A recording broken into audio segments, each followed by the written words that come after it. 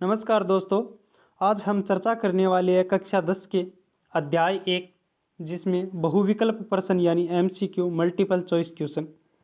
आपका पहला क्वेश्चन है, श्वसन किस प्रकार की अभिक्रिया है। हम देखते हैं कि श्वसन किस प्रकार की अभिक्रिया है, ऊष्माक्षेपी है या ऊष्माशोषी है या ये दोनों है या इनमें से कोई नहीं।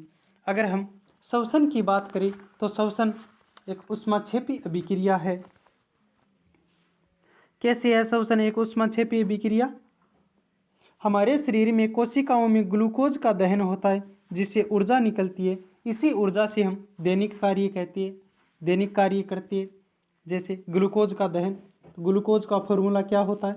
C6H12O6 प्लस, यानी इसका दहन है तो ऑक्सीजन की उपस्थिति में 6CO2, फिर क्या बनता है?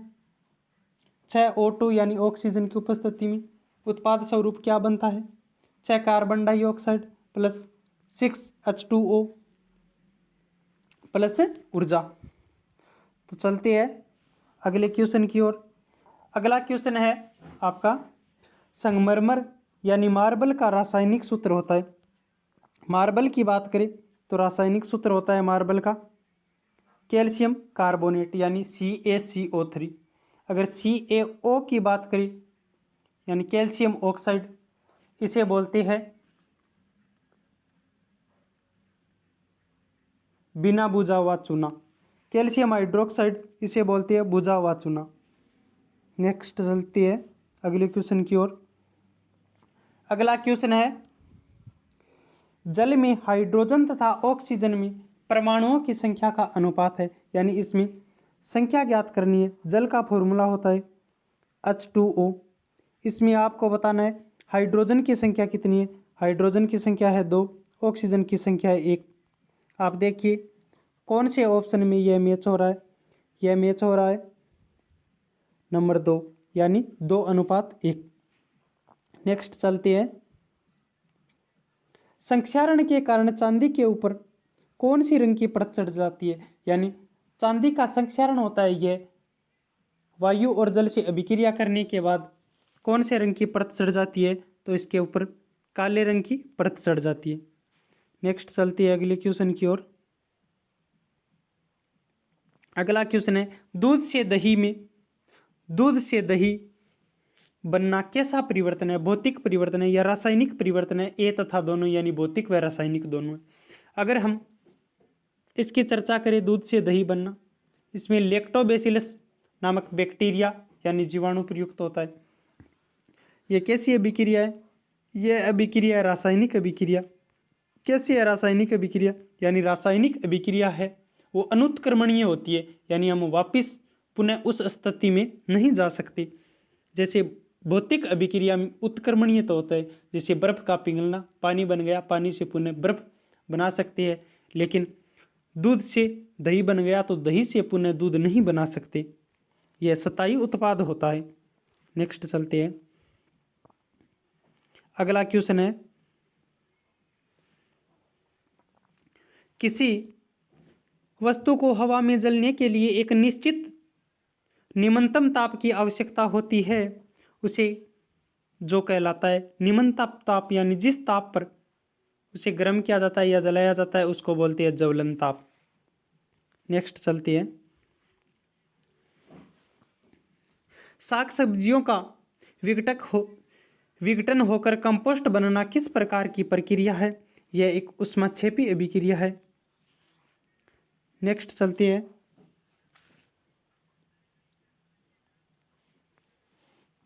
नेक्स्ट क्वेश्चन है, वे अभिक्रिया जिनमें अभिकारकों के बीच आयनों का आदान प्रदान होता है कहलाती है विस्थापन अभिक्रिया। विस्थापन अभिक्रिया की बात करें तो इनमें उच्च अभिक्रियाशील वाले तत्व निम्न अभिक्रियाशील वाले तत्व को विस्थापित करता है, तो यह तो नहीं होगा, गलत हो गया। संयोजन अभिक्रिया यानी दो या दो से अधिक यौगिक मिलकर एक एकल उत्पाद बनाता है, तो वह संयोजन हो गया, यह भी गलत हो गया। और विघटन किसे बोलते हैं? वियोजन को, यानी एक एकल अभिकर्मक टूटकर दो या दो से अधिक उत्पाद बनाता है, तो वह हो गया विघटन।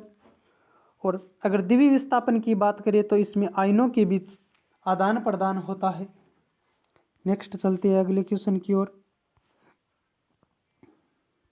अगला क्वेश्चन है, जिस अभिक्रिया में किसी तत्व हाइड्रोजन से संयोग होता है उस अभिक्रिया को कहते हैं, यानी हाइड्रोजन का जिस अभिक्रिया में योग होता है उस अभिक्रिया को बोलते हैं अपचयन। तो उपचयन क्या होता है इसकी भी चर्चा करेंगे। जिसमें ऑक्सीजन का संयोग होता है उसे बोलते हैं उपचयन। इसमें किसका संयोग होता है? अपचयन में हाइड्रोजन का होता है और ऑक्सीजन की कमी होती है। नेक्स्ट चलते हैं, CuSO4 के विलयन में लोहे की कील डालने पर किस धातु विस्थापित होती है?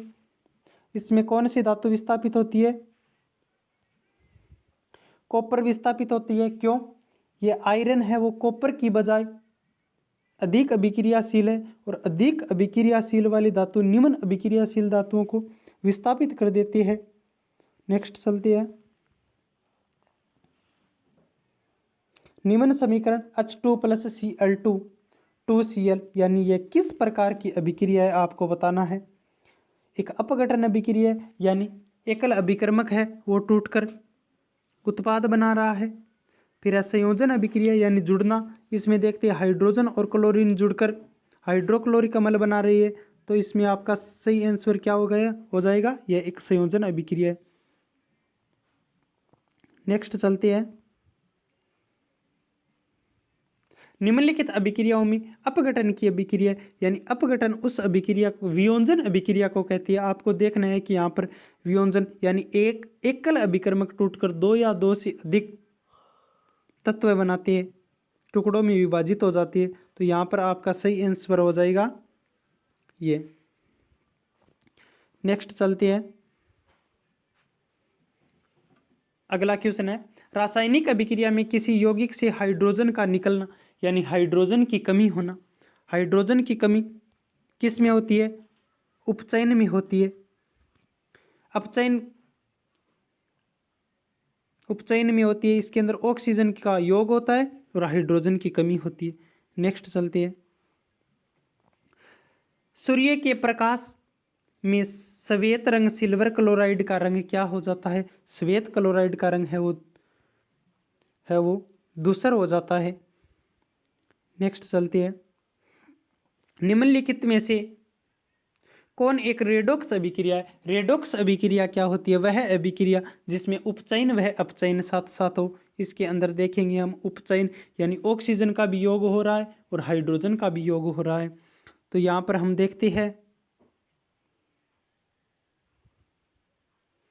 जैसे यह 3 नंबर क्वेश्चन है, आंसर नंबर ऑप्शन नंबर 3 है वो सही है। CaO है यहाँ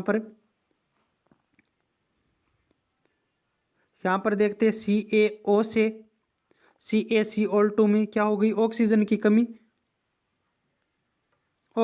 कमी हो गई। इसे क्या बोलेंगे?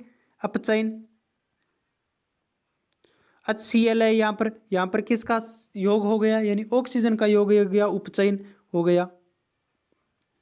तो ये कौन सी अभिक्रिया हो गई? ये रेडॉक्स अभिक्रिया हो गई। नेक्स्ट चलते हैं, विकृत गंधिता को रोकने के लिए चिप्स या खाद्य पदार्थों के पैकिंग करने की कौन सी गैस मिलाई जाती है? तो कौन सी गैस मिलाई जाती है? ऑक्सीजन, F2 यानी N2 नाइट्रोजन, या इनमें से कोई नहीं। अगर हम चिप्स की पैकिंग की बात करें तो यहाँ पर नाइट्रोजन होगा। नाइट्रोजन क्यों सही होगा? क्योंकि नाइट्रोजन एक अक्रिय गैस है तथा नाइट्रोजन गैस खाद्य पदार्थों को ऑक्सीकृत होने से बचाती है। नेक्स्ट चलते हैं अगले क्वेश्चन की ओर। समीकरण CaCO3 यानी कैल्शियम कार्बोनेट को गर्म करने पर CO कैल्शियम ऑक्साइड और कार्बन डाइऑक्साइड किस प्रकार की रासायनिक अभिक्रिया है? यह किस प्रकार की रासायनिक अभिक्रिया है? यानी वियोजित हो रहा है, यानी यह दो या दो से अधिक नए उत्पाद बना रही है। नेक्स्ट चलते हैं, तेल युक्त एवं वसा युक्त खाद्य पदार्थों को थोड़े समय के बाद सड़ने लगते हैं, जिसका मुख्य कारण क्या है? इसका ऑक्सीकरण या उपचयन हो जाता है। आज के लिए इतने ही क्वेश्चन। हौसलों के तर्कस में कोशिश का वो तीर जिंदा रखो, हार जाओ जिंदगी में सब कुछ मगर एक बार फिर से जीतने की उम्मीद जिंदा रखो।